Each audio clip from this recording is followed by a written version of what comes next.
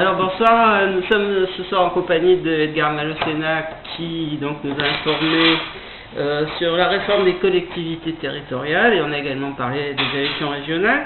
Donc Edgar Malocena est maire de Villars-sur-Var, conseiller régional, vice-président du conseil régional. Non, je suis président de l'agence régionale pour l'environnement.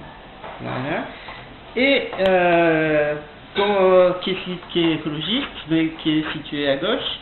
Et on a la surprise de retrouver donc sur une liste, ce sera ma première question, plutôt cataloguée de droite, puisque je vois qu'il y a des conseillères municipales d'Antibes, du MEI. La liste s'appelle Alliance écologiste indépendante. Plutôt cataloguée de droite, donc avec Madame Karine Curté, par exemple, conseillère municipale d'Antibes, qui fait partie de la majorité. Entre autres, enfin il y a plusieurs exemples comme ça. Donc est-ce que vous pourriez nous apporter des précisions? Oui, je crois que l'important, lorsqu'on se rassemble dans une liste, c'est de voir ce qui est convergent et de penser à la possibilité d'avoir une autonomie dans l'Alliance. Pour avoir fréquenté les Verts et m'être aperçu qu'il fallait être dans le moule, sinon on avait quelques difficultés à y demeurer. Pour avoir essayé de travailler avec le parti de gauche, je me suis aperçu que ce n'était pas possible parce que premièrement, le niveau de l'écologie est quasi néant, et deuxièmement, parce qu'il y a un système jacobin qui ne me convient pas. J'ai trouvé des partenaires de terrain. Et sur les thèmes dont nous avons discuté, à savoir l'aménagement du territoire, la défense de la cause animale, la capacité à créer des emplois dans les domaines de l'environnement et en évitant les déplacements, comme le télétravail, etc., on est tombé pratiquement sur tous les points. Alors, faut-il appartenir à la même famille politique pour travailler nécessairement ensemble, ou faut-il chercher des convergences pour un programme cohérent?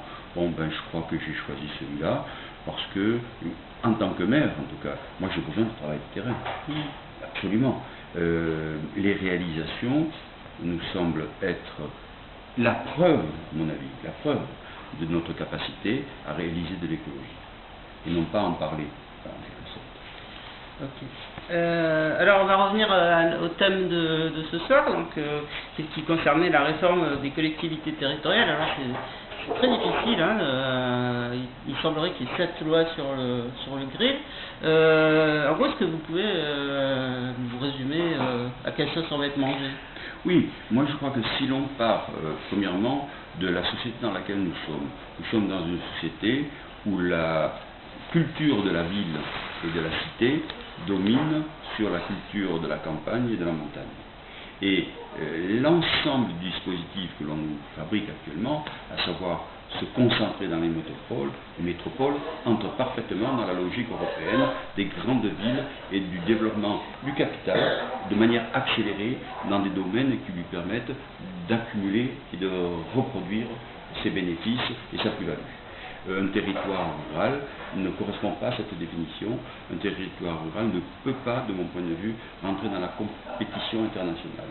Alors que les grandes villes qu'on est en train de nous construire sont faites pour combattre Barcelone, Gênes, et non pas en termes de complémentarité. Et pour cela, eh bien, il faut supprimer les démocraties locales pour arriver à une concentration des pouvoirs, pour pouvoir agir vite contre notre pôle de compétitivité, et pas avec. Donc ça, c'est ce qu'ils sont en train de faire. Je crois que c'est la raison fondamentale de l'ensemble de ces lois qui semblent très confuses, mais en fait ne le sont pas, sont très cohérentes. Alors vous êtes conseiller régional sortant. Quel bilan vous dressez en fait de cette dernière mandature de Michel Vezel? Quelles sont les perspectives globalement pour la prochaine élection?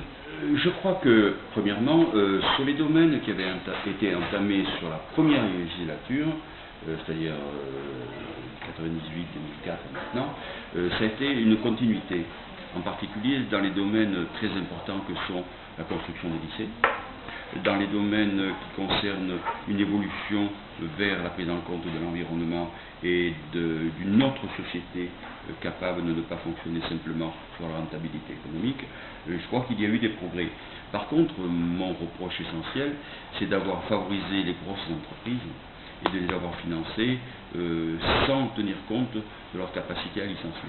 Ça, c'est un gros dommage parce que ces mêmes sommes utilisées, par exemple, pour des diagnostics de territoire, savoir ce qui se passe dans un territoire et ce dont a besoin un territoire, aurait permis probablement de développer l'alliance entre l'écologie et l'économie.